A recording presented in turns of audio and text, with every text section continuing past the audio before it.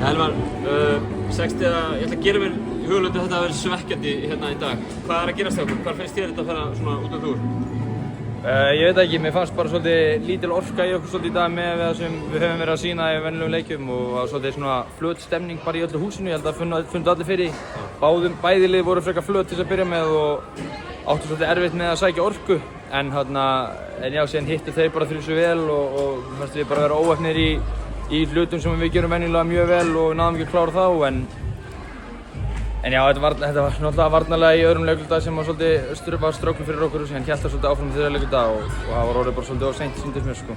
Það var einhver sem sagt að þetta breska lið gífurlega sterkt, ekki bara körfuboltalega, þetta bara gífurlega sterkir leikmenn, líkamlega. Já. Hvernig var að eiga við þá hérna? Bara gaman sko, ég meina þessi landslið eru náttúrulega bara eins misjöfnir og þau eru mörg sko. Það greinilegt að sjá ef maður horfir bara á liðið að þeir eru stórir og sterkir og þeir nýta það mjög vel. Þeir eru góðir í því að nýta það og flest sóknarkerfi þeirra eru annarkvort með Quinn Ellis á boltanum eða hann er að leita þessum gaurum inn í teig eða bara á skotmönnum úti sko. Þannig að það er bara gott, þetta er bara fyrir reynslubankann og við erum bara meira tilbúinir. Við erum náttúrulega ekki keppt á móti með svolítinn tíma þannig að það er bara flott.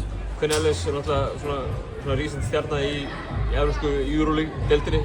Gaman að fá máta á móti svona sterkur leikmönnum. Já, algjörlega. Ég meina það er það sem maður er í þessu fyrir, að geta verið að keppa móti bestu gaurunum og vonandi getur maður einhvern tíma verið þessi gaur sem að fólk horfir á og vill vera að keppa móti, skilur við. Þannig að já, algjörlega, það er bara frábært sko og maður hefði nú kannski viljað stoppa hann aðeins betur en það gerir næst. Sigur og tap í þessum fyrsta glugga, svona, ef þú gefur íslenska liðinu bara svona bókstaf, hver er einhverjum þetta? Við fáum 5 af 10. 5 af 10? Við kláruðum eitt verkefnið og kláruðum ekki hitt. Þannig að við vorum flottir í Ítalíu og orkan var góð og mjög mikilvæg sigur og erfið útivelli. En það var, já, maður er svolítið svekktur að ná ekki í heimasigurinn núna, ég get alveg viðurkennt það. Kærar þakkir Hilmar og gangi ykkur vel í febrúar. Takk hérlega fyrir.